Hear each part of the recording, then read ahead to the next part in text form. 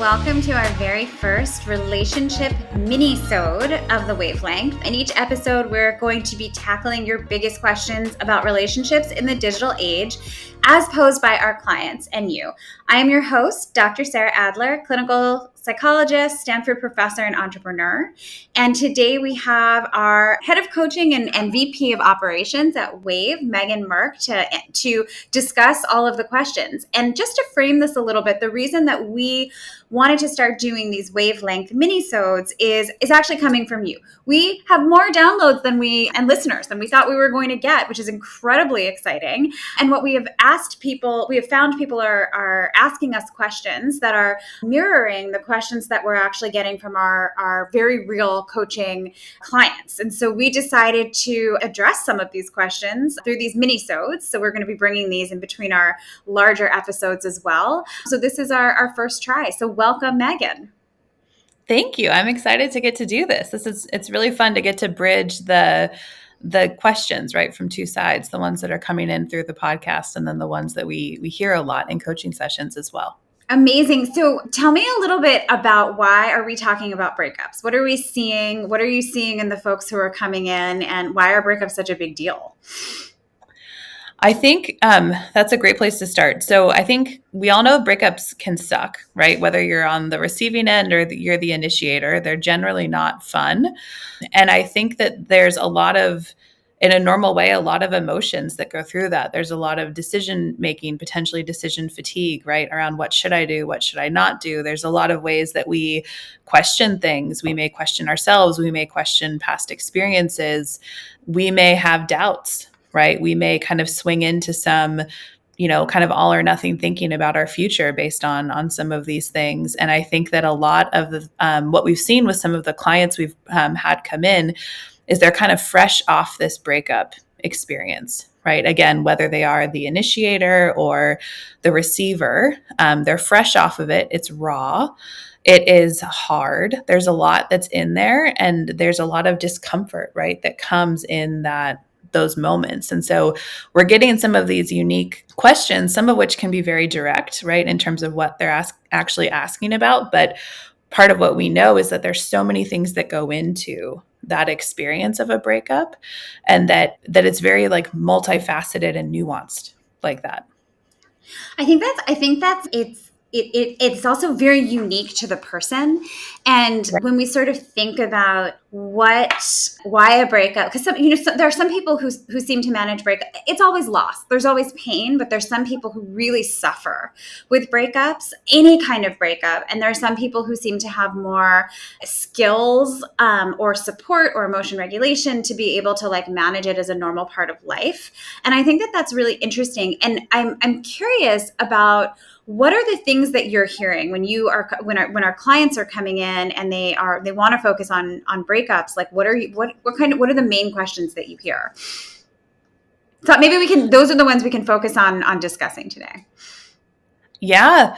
I mean, I think to your point, right, that there's people experience differently. I think one of the more common questions is, should I fight for this relationship? Should I let it go? Mm-hmm. Or another one would be like, how do I stop thinking about them? How do I get over it? Yeah. Yeah. So the questions of, should I like how long is this going to take? It's almost a question of like, why am I feeling the way I'm feeling? Like when I hear that question, I sort of think to myself, it's not how do I stop thinking about them, but it's almost a more existential question of like, how long am I going to be in pain, and what can I expect? So how do you handle that question? I think it's interesting. One of the things that can be really interesting is when you have a direct question posed that way, around this type of situation, and that there's a lot of discomfort that's there. There's maybe a lot of pain. You can maybe kind of see that somebody's trying to understand how to not feel the pain, and maybe they're trying to do it with like a logical calculation of like, when will I stop feeling this way? Or like, how can we get back together? Or when will we get back together? And so that's one way of trying to, find your way out of that pain. There's, again, some of that all or nothing thinking that can come in too. So you're seeing them kind of reach for it in different ways. But part of what I often will try to just initially do is just to really norm that, like, this is really hard, right? This is a hard experience, and just try to validate that there is discomfort, there is pain, there is a desire to not feel that way that's there. And just also that, again, especially for some people, it's really fresh. It's really raw.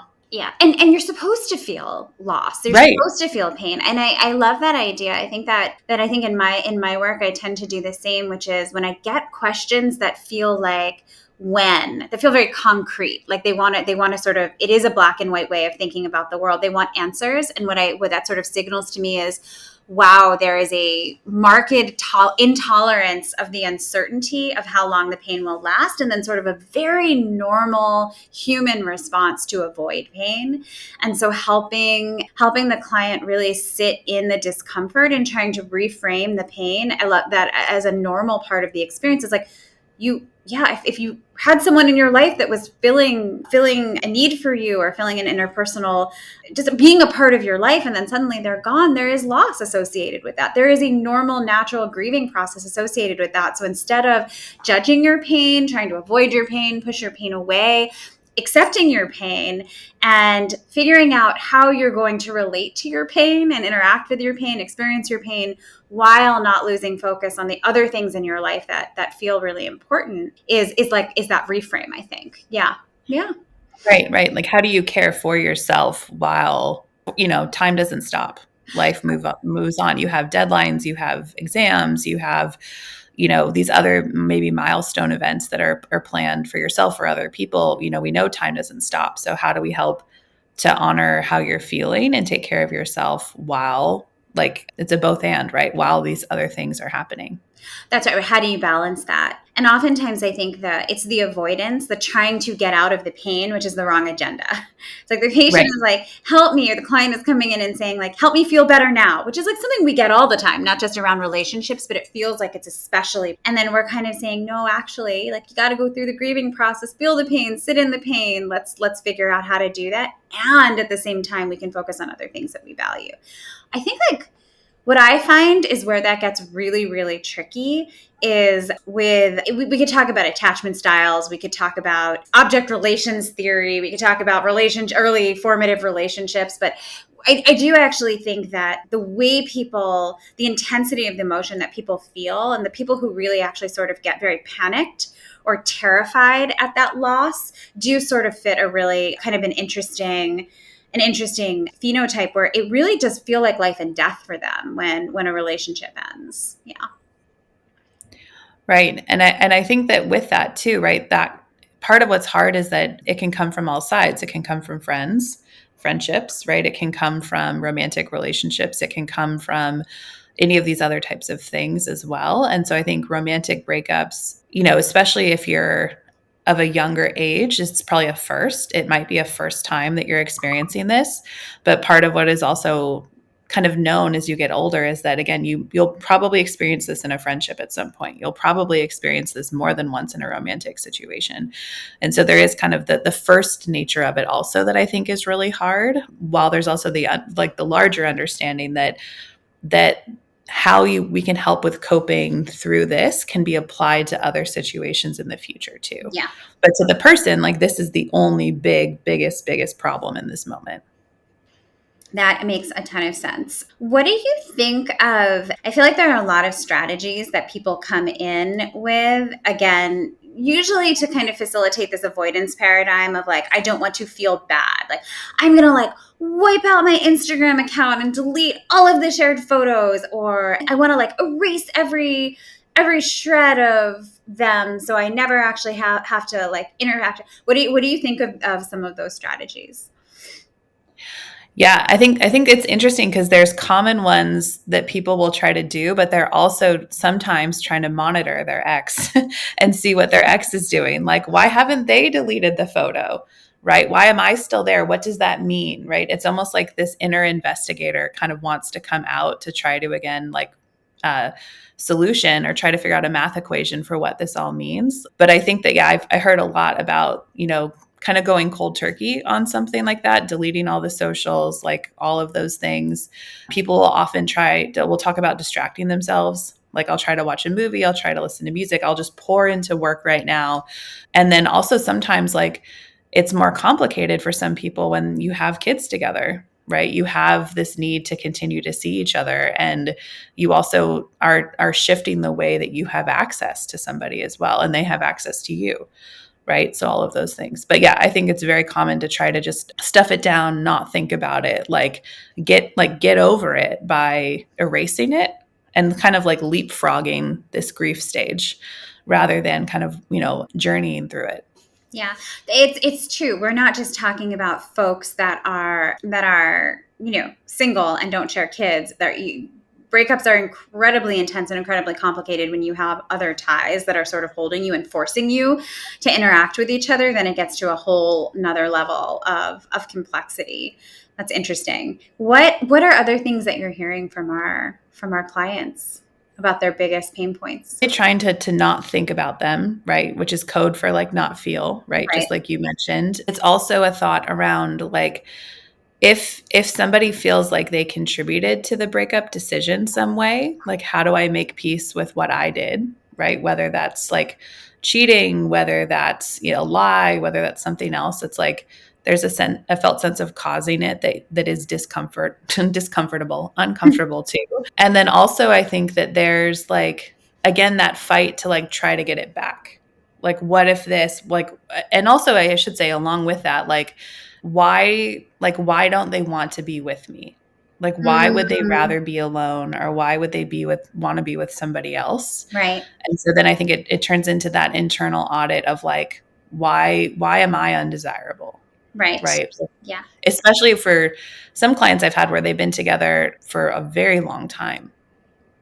Yeah, and I feel like that is another, like, it's really interesting, right? Because again, that's also another, I sort of think of that as another control strategy, of another way to control emotion. If I can turn this into a puzzle that I can just figure out, and if I can turn it into a puzzle that I can just figure out that has to do with me, then maybe it's fixable. Then maybe there's like a solvable, or there's a solution. I can be different, look different, do different, and then get them back. How do you think about, because oftentimes when I'm dealing with breakups, the intention, and I'm actually really curious from a coaching perspective and a psychology perspective, how this is different. What do you do when the agenda is, I'm coming in because I, let's say, want to get him back? Like, my agenda is to like get him back. And you're kind of sitting there going, and I know like as a psychologist, it's like my job to sort of sit there and like almost not like I'm going to acknowledge that agenda, but we're going to explore about why that's the goal. What do you do from a coaching perspective if someone comes in with that very focused agenda, and like, what do you say? I would say approaching it the very same way, right? Like, you don't want to discount that as a goal initially, especially if you're new and getting to work with somebody and you don't really have that relationship built yet. You really want to honor that and not challenge it, but also want to be curious about, why that is the goal. And I think what I would often do is to try to understand more of what the person is wanting, right? They say maybe they want their ex back, but like, you're wanting to feel more secure in the day to day. Like, you're wanting to have more of that companionship. You're wanting to have somebody to talk to and share how you feel, right? So not making it about the person, but making it about more of the experience or the feelings or the things. And then oftentimes I found that when you frame it that way and you get like, agreement around that, or you get agreement around something different that's actually more true for them, it helps to better understand those desires, like absent needing to connect them to that other person. Right. So It's not just about that. It's about these other things. Yeah, sorry, didn't mean to interrupt. Yes, it's not about the other person specifically. It's about what is the role, what is the function this person kind of plays in my life. So like, before we close out here, I think that, I mean, I totally agree with that, and would do the same thing. And I think I had one patient say to me once, like, are you saying, like, there's a almost a myth around that we get fed by like the Disney industrial complex, and by media and by movies and all of this thing, that like by fairy tales, that there's one person for us. And so oftentimes I feel like we're combating or like pushing against that. And someone is saying, but if everyone is just interchangeable, Like, are you trying to get me? Are you saying this? And it's hard. And what I find myself trying to navigate is this idea that whether someone is in your life or not, the meaning that they imbue, the experience you had with them at the time where they were in your life doesn't go anywhere. It doesn't disappear. It doesn't get erased just because you're no longer with them. But it is data that you can really learn from, I think. And to your point, figure out what was really successful about this. What was a great fit? What did I love about this? And then you can seek from a goal orientation perspective to then move towards other relationships that support that support those things. So it actually can be a really great moment if you can get people to accept that it's normative. Again, like the pain is sort of normal, to really help people clarify their values of like what is important to them in their relationships. So that's awesome. Right. I think it's so true. And again, I think especially when you're young and it's a first, it's really, really hard because you maybe are, again, deep in the belief that like, this is my person and that you think that that's totally true. But and again, this is interesting because I've been there. Like I've been that in my teens. I've been that in my 20s. And Me now too. like in my later 30s, like you kind of have a little bit of the wisdom to know that like that's not always how it works out. There's multiple paths to being in relationships. Relationships can look a variety of different ways, right? And more, I think when the more that you believe that there's only one person, the more you feel like you can't knit together a cohesive journey experience of like your life and the relationships, the phases, the seasons, what you learned, right? What you gained and what maybe you lost at different times. But ultimately, if we can broaden the horizon to see it bigger than just right now, or assuming that right now is the forever, Right. or it needs to be the forever, then we open up a lot more space to get to really knit together a much more cohesive, evolutionary experience. I actually think that's an incredibly wise piece of advice as well for when you are in a relationship, because we can often find ourselves sometimes the demise of a relationship or the reason for a breakup is because there's too much codependency or enmeshment. And it is very hard to maintain one's autonomy in a very healthy way in a relationship sometimes, because really good, strong relationships are actually about compromise. And there's a lot of skill it takes and a lot of emotional maturity to be able to communicate your needs and to have the other person match your emotional maturity to be able to hear that, and an assessment of like, do our needs fit in or do they not? And I think it's a really wise thing to say. Like I've seen a lot of relationships break up that should break up because they're codependent and unhealthy. But oftentimes a key, I think, to that healthiness is that knowledge that I'm making a choice to be with this person. It's not a Romeo and Juliet fantasy where I have to be with them or I'm going to die, right? Which is like something very much that resonates with me as a teenager as well. Right. Awesome. Right. Or the last little part about that Yeah. too that I think is so true is again that idea of needing to be chosen versus getting to choose. Oh yeah. And there's so So much that real. can come in when you get to really realize that you have agency in who you want to choose versus only needing to go with who chooses you. Who chooses? That is so real. That is so real, so real. And that, at my brother's first wedding, the rabbi said one of the smartest things that I think I've ever heard, and that keeps coming back to me. This is like 25 years later. My brother is like remarried and divorced and all the things. And I'm sure he will really appreciate me saying that on this podcast if he watches it. But the rabbi at the wedding said, it's really easy to stand up here in this now and in this moment and in front of all of your loved ones where there's like presents and a party and a fancy dress and in like the celebration of it, to like choose this person to spend the rest of your life with. And it is much, much harder to continue to make that choice every single day into the hereafter. And I don't love necessarily the religious construct of like, you're making a lifetime choice. What I do love the idea is that you are making a choice every day. And that if that choice that you made yesterday is not actually working for you today, you actually have agency and autonomy to reevaluate as you grow and learn, like, is this still the right choice for me? And I love that. So amazing. Thank you so much, Megan. This was super fun. I love talking to you about all things clinical. And thank you all for joining this Minisode, which is a word I didn't know existed, of the Wavelength. And really what we're hoping to do is provide an interesting discussion and tangible relationship advice for digital natives. So one thing we didn't get into that we really do need to get into at some point is like how Interacting primarily through your phone impacts all of this, which is difficult. We touched a little bit on the social media, but be sure to check out new minisodes as we continue to take your questions that are coming in from our coaching clients, as well as the interaction with these podcasts, and we'll try to answer them for you. Our music is Gold Roses from Cloud System. And as always, if you are having a mental health crisis, please reach out to 988 or to a support system of your choice. And as always, you can check our app out in the App Store, and it's wavelife.io. So thank you. Thank you.